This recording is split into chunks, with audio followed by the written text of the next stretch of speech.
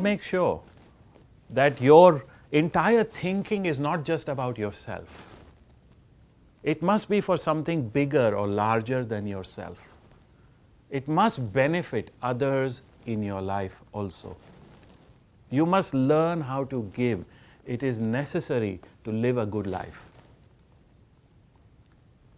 There is a very beautiful way to understand this.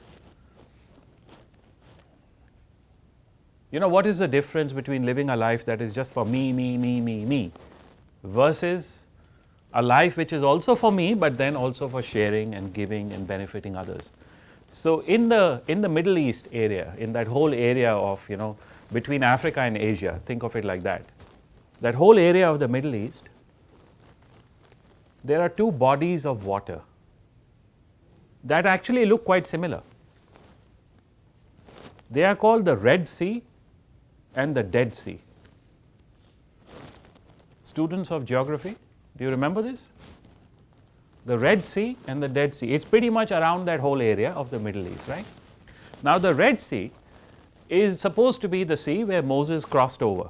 So when he was leaving Egypt, and you remember the story, you've seen the movie, right? The 10 Commandments and recently Gods and Kings. So the Pharaoh is chasing him, and Moses is going out with his people, and then they're faced with the sea, and then he crosses the sea. That's supposed to be the Red Sea. They call it the Red Sea, right? Now the Red Sea is a beautiful place. Just like any other sea, it's very creative. All sorts of fishes and animals grow in it, and all sorts of corals grow in it, and it's a very beautiful place. It's just like any other sea. Now the Dead Sea, also a large body of water, but the Dead Sea is famous for another reason. You see, the Dead Sea is the most saline place in the whole world. It is the body of water where the proportion of salinity, they call it that salinity quotient or whatever, is 8.5 times that of the ocean. Ocean water, you taste, Kim, how salty it is, right? The Dead Sea is 8.5 times more than that. And nothing grows in the Dead Sea.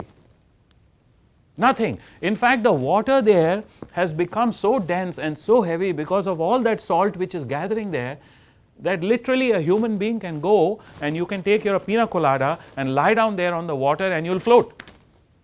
Because it's so dense, but nothing grows there. They're both in the same area. They're both fed by certain tributaries of water. Water is coming in. Then what's the two difference? Why is one so creative and alive, and why is one so dead? Why? Very simple reason. You see, the Red Sea gets water, uses it, and then also lets it go out. It's constantly being refreshed by fresh water.